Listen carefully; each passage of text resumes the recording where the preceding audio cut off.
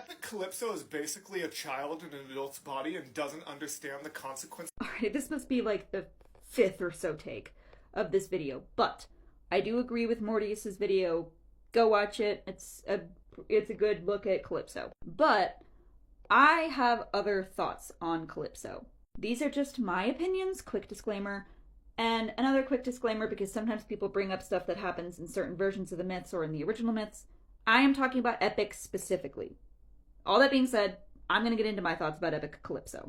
Because people seem to be confused about what's going on with the child in an adult's body thing, and they seem to almost kind of be infantilizing her and using that line that Jorge said to excuse her behavior. And to me, the only thing I think of when I hear child in an adult's body is just a very immature person. Now with Calypso specifically, she's just very socially and emotionally immature, is what I think Jorge meant when he said Calypso is a child in an adult's body. Now, in his video, Mortius placed most of the evidence for Calypso not being mentally a child on the fact that she knows what a wife is, and yes, she absolutely does. But I want to take that a step further and remind you of the line, "Soon into bed we'll climb and spend our time."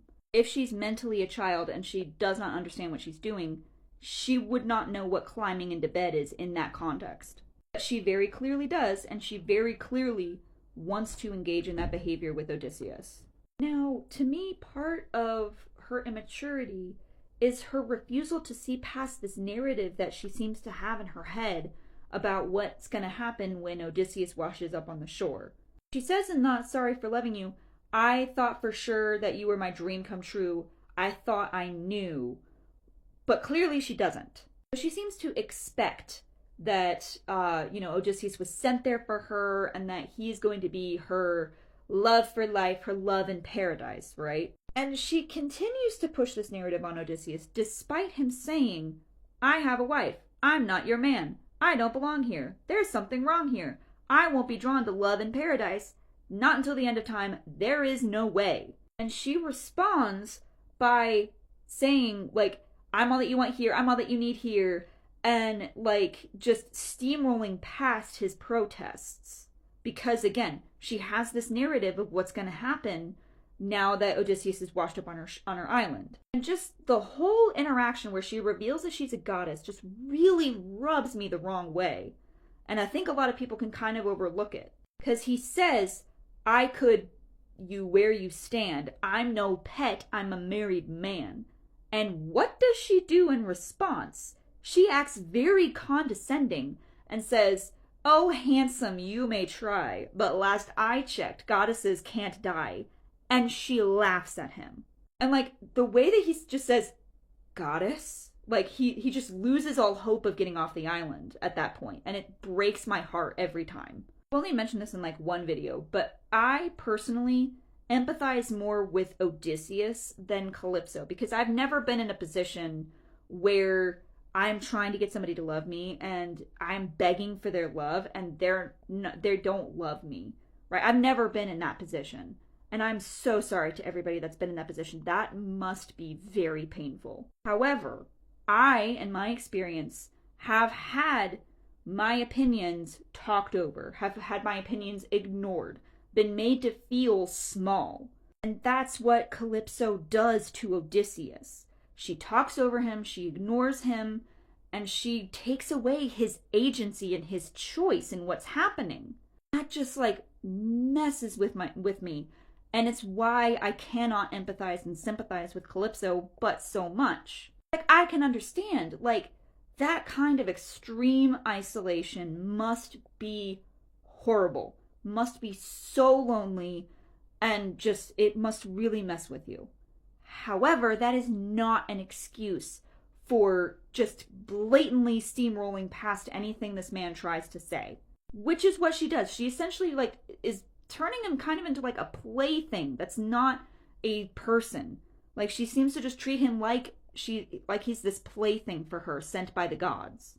And then, after she's been told, "You have to let him go," and she's had to kind of let go of that narrative and let Odysseus go, she can't even acknowledge that what she has done is like bad or even really apologize for it. Because she says, if I pushed you, if I came on too strong, if I ambushed you, then I'll say that I was wrong. But she doesn't think that she did anything wrong. And that also kind of implies to me that she would do it again. She doesn't regret her actions. She would do it again because she just loves him. And the way that she kind of deflects the blame by saying, if you hate me, then I'm sorry, my love is too much for you, is just, it really rubs me the wrong way. Because that makes Odysseus' reaction the problem instead of her actions that have led to his reaction. And like, I think some people forget she had a hand in driving Odysseus to the second part of Love in Paradise, where he is on a cliff. Because everything that he has sacrificed, every horrible decision that he has made, has now become for nothing because he is stuck on this island and he thinks that he's never going to get home. He's never going to see Penelope and Telemachus again. So that's part of why he's there.